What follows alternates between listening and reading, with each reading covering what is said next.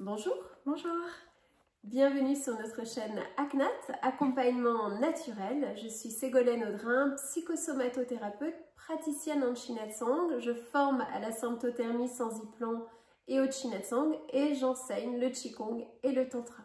Et je suis Amandine Guyot, naturopathe, iridologue et masseuse et je pratique non loin de La Roche-sur-Yon en Vendée. Nous sommes présentes aujourd'hui pour une nouvelle vidéo sur la thématique de soutenir la fertilité dans le cadre de la PNA, procréation naturellement accompagnée. Et cette vidéo sera le premier volet de 3 vidéos. Donc nous aborderons aujourd'hui le thème de soutenir la fertilité masculine. En deuxième volet, nous aborderons la fertilité féminine. Et en troisième volet, nous aborderons la fertilité à l'échelle du couple. Alors pourquoi aujourd'hui on décide d'aborder ce thème-là? Déjà parce que la PNA, la procréation naturellement accompagnée, est un cœur de sujet fondamental dans notre accompagnement avec Ségolène. C'est un sujet qui nous anime énormément et puis c'est aussi un sujet qui est un vrai challenge aujourd'hui dans la société dans laquelle on vit parce que l'infertilité touche de plus en plus de personnes ou en tout cas les désirs de conception, les désirs de procréation sont parfois difficiles à mener, peu soutenus. Et aujourd'hui, on considère qu'il est important de soutenir chacun dans son désir de procréation en conscience et en confiance. Et nous faisons le choix de commencer par cette vidéo vous concernant, messieurs, puisque notre culture médicale privilégie davantage la femme. Or, nous nous apercevons dans nos accompagnements conjoints que la thématique de l'infertilité masculine est un vrai sujet que nous souhaitons soutenir. Oui, trop souvent mis de côté, passé dans un plan secondaire. Aujourd'hui, on considère qu'elle est aussi importante que le soutien de la fertilité féminine. Et oui, puisque dans le souci d'infertilité, 30% des hommes ont des troubles de la fertilité, au même titre que 30% des femmes présentent des troubles de la fertilité. Oui. Et c'est vrai qu'avant d'investiguer sur le terrain de l'homme, il se passe souvent beaucoup de temps. Et ce temps-là est souvent délétère déjà pour le projet en lui-même, mais parfois aussi pour sa partenaire de vie, qui du coup focalise les efforts médicaux, alors que bien souvent, à l'échelle d'un couple, à l'échelle de l'homme, il est possible de soutenir et de pouvoir faire sa part en confiance et avec respect pour son terrain, pour son environnement, pour sa famille, pour donner le meilleur de soi-même, pour ce qui tient à cœur à ce moment-là, qui est de concevoir le plus sereinement possible. Petit état des lieux aujourd'hui concernant l'évolution de la fertilité et justement cette progression de l'infertilité. Oui, alors déjà au niveau des naissances, statistiquement parlant, il y a une vraie baisse. Déjà, il y a 6% de naissances en moins entre 2023 et 2022. Et il y a plus de 20% de naissances en moins entre aujourd'hui et 2010. Donc on est vraiment sur une pente descendante. On sait aujourd'hui qu'il y a 48 millions de couples dans le monde qui rencontrent des problèmes de fertilité et plus globalement 186 millions de personnes. En France spécifiquement, on a aussi des chiffres qui sont importants. Cela représente 3,3 millions d'hommes et de femmes entre 20 et 49 ans en âge de procréer qui rencontrent des difficultés de fertilité et qui font appel à la procréation médicalement assistée. Donc c'est un couple sur 7, soit plus de 10% des couples en âge de procréer.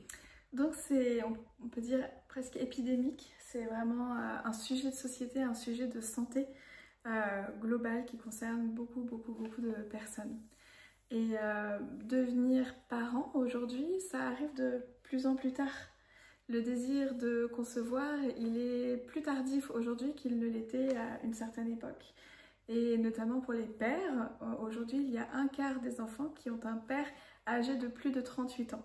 Donc on a un décalage assez fort et il y a un changement d'organisation aussi autour de la vie professionnelle, autour de l'épanouissement personnel, autour de ses projets personnels qui fait que on a tendance à reculer l'âge du désir du premier enfant. Et ça, c'est aussi bien propre à la femme qu'à l'homme. Et ce désir qui est reculé dans le temps nous fait avancer fondamentalement plus loin dans l'âge de procréer. Et physiologiquement, eh bien, plus on avance, plus on est un peu moins performant en termes de fertilité. On va rencontrer de plus en plus de difficultés en avançant. Chez les femmes, on a tendance à situer ça aux alentours de 26 ans. Et chez les hommes, on va tendance à plutôt se tourner aux alentours de la quarantaine. Et n'empêche que l'âge avançant est un premier critère d'infertilité, que ce soit en France, mais aussi dans le monde. Comme Amandine vient de l'évoquer, nous avons donc le recul de l'âge de conception pour le premier enfant, l'aspect physiologique, et il y a des facteurs qui sont essentiels, qui sont l'hygiène de vie globale, à savoir notamment tout ce qui est polluant. Oui, parce que certes, l'âge y est pour beaucoup de choses, mais c'est vraiment pas le seul indicateur. Et tout l'environnement dans lequel on vit, tous les polluants dans lesquels on évolue et qui sont exponentiels depuis des décennies maintenant, vont jouer sur la qualité, en particulier du sperme chez l'homme. Et à ce titre, on retrouve le tabac, le cannabis, l'alcool, certains médicaments, injections, vaccins. Les perturbateurs endocriniens qu'on retrouve partout, dans tout environnement, tout support. On va retrouver aujourd'hui des perturbateurs endocriniens. L'hygiène de vie de manière générale inclut aussi la nutrition, comment on s'alimente, comment on s'hydrate. Ça peut aussi travailler sur notre environnement professionnel, le stress, tous ces éléments-là vont avoir un impact direct sur la qualité de la fertilité de l'homme. Oui. La qualité de sommeil, voire le manque de sommeil, va avoir aussi un impact sur la fertilité, la vitalité. Oui.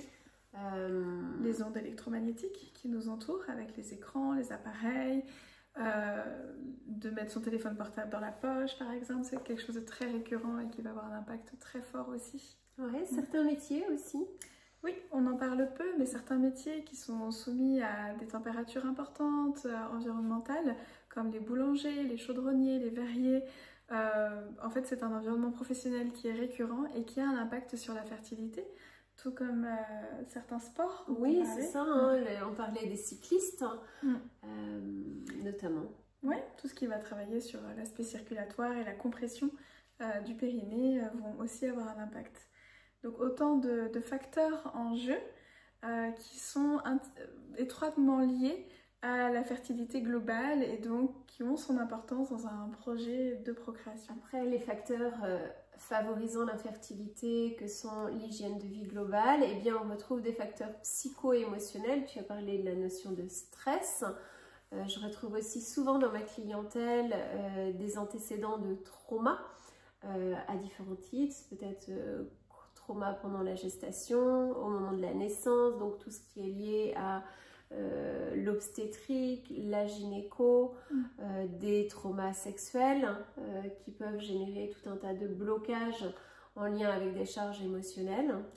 Ça peut être aussi l'environnement familial dans lequel on a vécu. Est-ce qu'il est propice à se projeter soi-même en tant que père ou est-ce que cette projection est difficile, voire source de stress et d'angoisse? Ouais, est-ce qu'il y a un soutien, un accueil de ce projet de fécondité ou est-ce qu'au contraire il y a des barrières, voire un manque de soutien, des complexités? Est-ce que l'espace est présent pour l'un et l'autre du partenaire? Des fois on n'avance pas tous à la même vitesse dans le projet de concevoir le désir d'enfant et des fois ça peut créer une dissonance à l'échelle de la cellule familiale également. Et puis enfin, on retrouve un facteur énergétique.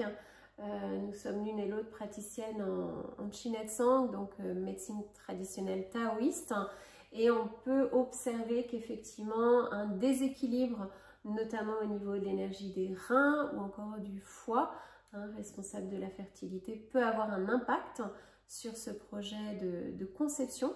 On le retrouve aussi au niveau du premier, deuxième chakra, hein, qui est directement responsable de cette conception.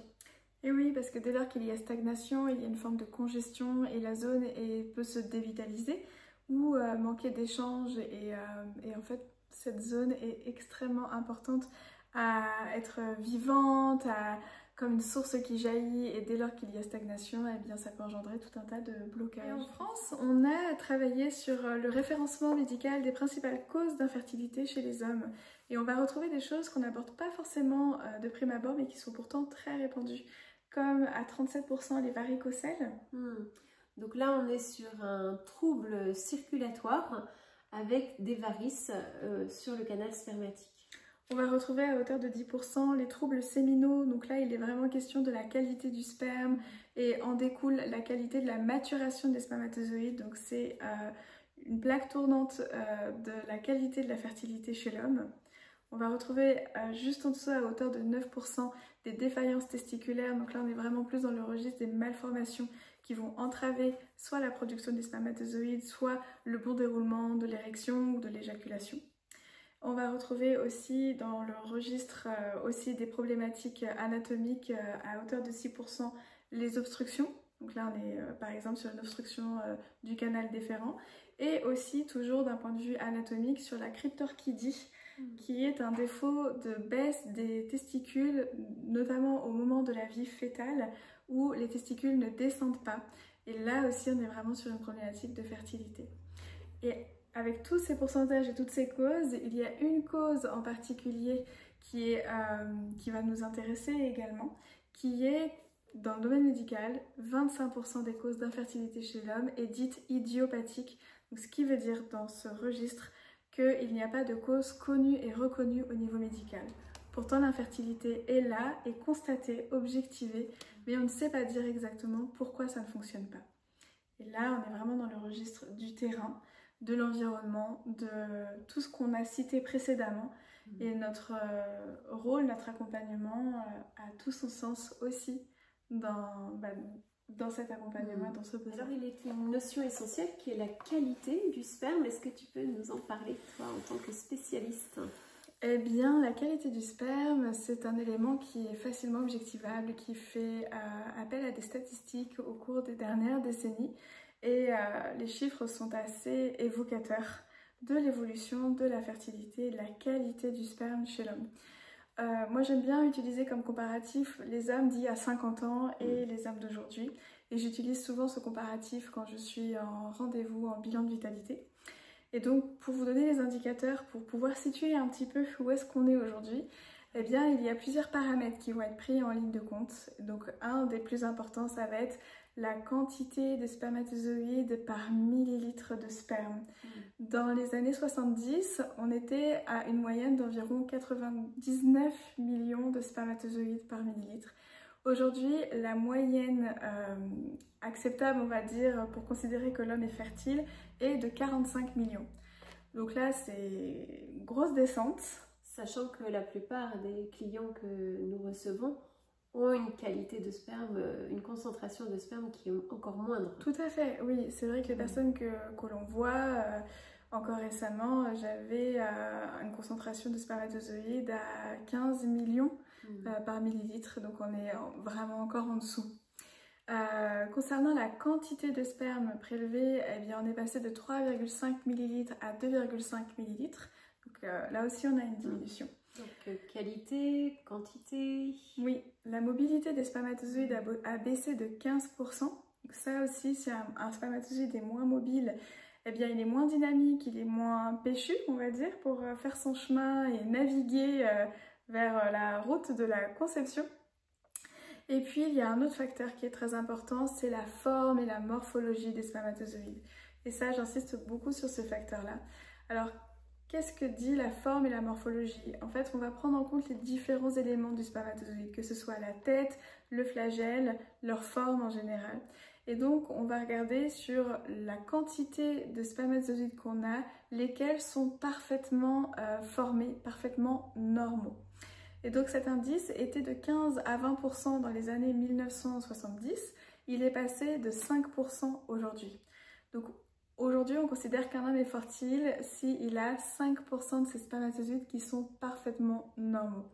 Et là, encore une fois, c'est déjà les données labo, mais ce que je peux voir, moi, en rendez-vous, eh bien, des fois, j'ai que 1% de spermatozoïdes normaux, cumulés à très peu de concentration de spermatozoïdes.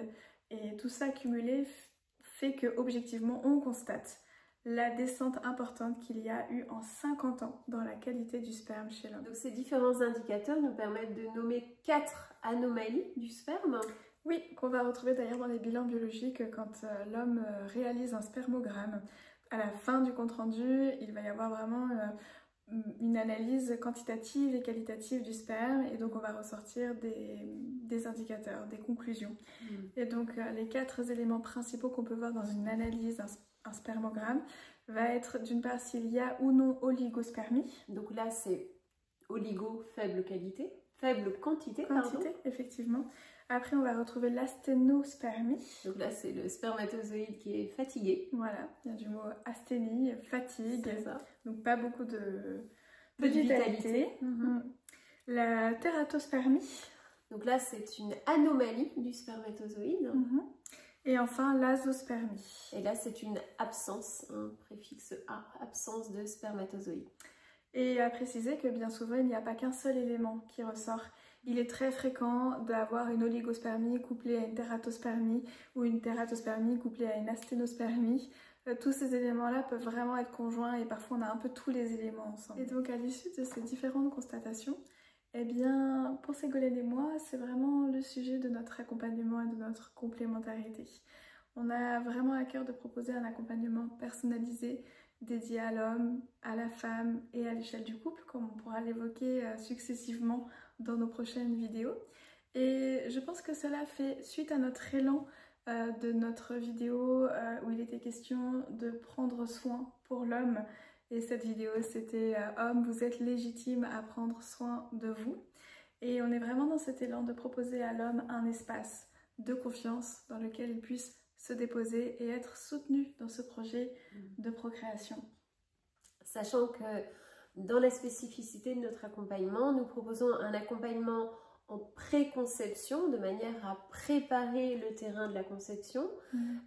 Donc là, votre place est importante, votre responsabilité est grande et il y a de nombreuses actions possibles à mettre en œuvre pour soutenir ce projet.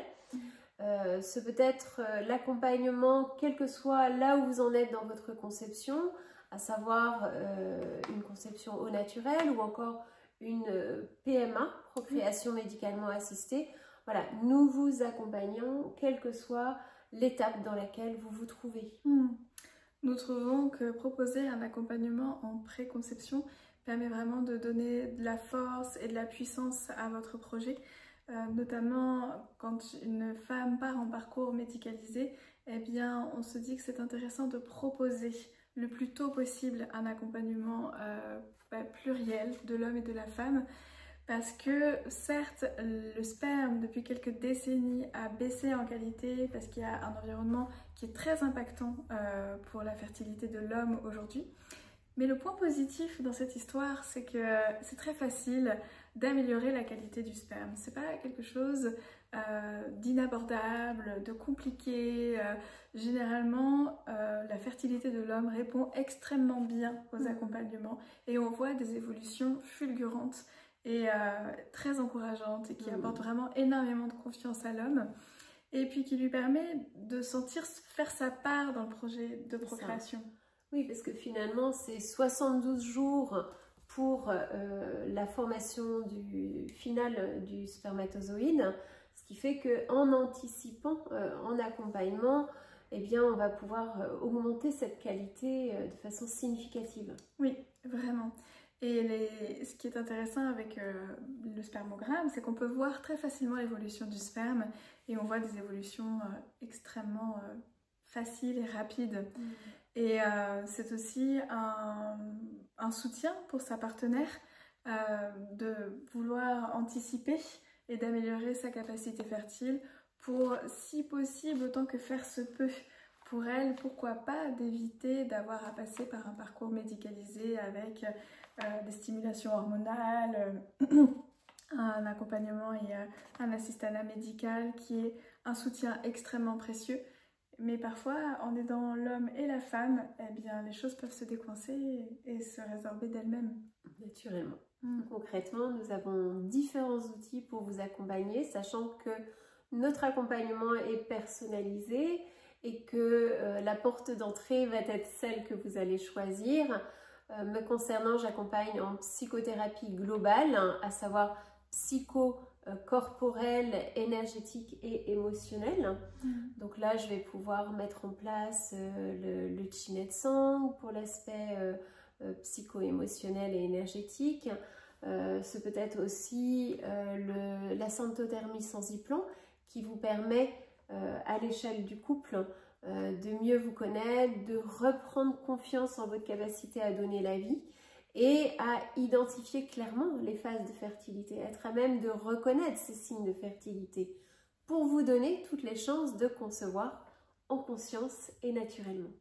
Oui, je trouve que la symptothermie est très intéressante là-dessus parce que en ciblant plus précisément la phase fertile, eh bien, on devient aussi plus efficace et on peut aider justement un terrain à mieux cibler et à plus vite et plus facilement concevoir. C'est un outil extrêmement précieux. Et particulièrement complémentaire de la naturopathie que tu pratiques. Oui, parce que depuis quelques temps avec Ségolène, on travaille en complémentarité avec la symptothermie qui nous permet d'avoir des indicateurs globaux de terrain supplémentaires. Et de manière générale, moi je travaille sous forme de bilan de vitalité et donc c'est l'occasion d'investiguer sur le terrain en profondeur les antécédents, l'histoire, la vie actuelle, comment la personne se vit, et notamment l'homme en particulier, dans ce projet de procréation, quels sont ses antécédents de santé. Tout est revu, tout est investigué pour comprendre quels sont les leviers qui vont être le plus facilement mis en œuvre pour soutenir le plus efficacement possible et le plus sereinement possible la fertilité. Et c'est important de faire ça de manière individualisée, personnalisée, parce que chaque homme est différent et chaque terrain est différent et chaque fertilité est différente. Il peut y avoir un soutien plus dans l'axe du stress, plus au niveau nutritionnel, plus au niveau des carences, même dans l'apport en phytothérapie. Les plantes vont être différentes en différentes en fonction du profil de chaque homme. Donc, il y a plein de plantes qui peuvent soutenir la fertilité, mais toutes les plantes ne vont pas à tous les hommes et à tous les terrains. C'est important de se faire conseiller en ce sens. Donc sur un plan concret, à vous de sentir comment ça résonne pour vous, quelle va être la porte d'entrée que vous allez choisir en fonction de votre besoin, identifier ou à préciser. Est-ce que c'est par une démarche, un bilan naturopathique? Est-ce que c'est par une consultation individuelle ou même de couple en psychothérapie? Est-ce que vous sentez le besoin d'agir sur le plan énergétique? Ce peut être l'une, ce peut être l'autre. Et ensuite, on va travailler ensemble et se coordonner, se complémentarité pour vous accompagner au mieux par rapport à votre besoin. Et sur finalement un accompagnement assez court, qui peut être sur quelques semaines, quelques mois. La notion du rythme va être précisée ensemble. Oui, il est vrai qu'en naturopathie, je donne souvent la notion de bilan et après 1 ou 2 rendez-vous de suivi. On va suivre un petit peu la spermatogénèse en fait. On va accompagner au moins un cycle complet de spermatogénèse pour pouvoir commencer à objectiver les résultats, les bénéfices. Donc ça représente 3 mois environ, ouais, 3 mois, en prenant un petit peu de marge. Et puis surtout l'aspect symptothermie, ce qui est intéressant, c'est qu'il est possible aussi de s'inscrire dans un process de formation que tu vas animer prochainement en présentiel mais également en ligne. Oui, c'est ça. Donc le prochain cycle de formation en symptothermie sans y-plan, c'est à la rentrée de septembre. Donc en présentiel, en individuel ou en couple. Et puis effectivement, je travaille activement avec Laura Flo pour la mise en ligne de cette formation qui permettra donc de se former de chez soi à son rythme aussi. Un accès précieux pour un soutien précieux sur la PNA, la procréation naturellement accompagnée. Plaisir de vous retrouver. N'hésitez pas à commenter, poser vos questions, nous contacter directement si cette vidéo suscite une envie, un besoin, un questionnement. Nous restons présentes et à votre écoute pour répondre à ces questionnements. Bonne journée à vous et à bientôt. À bientôt.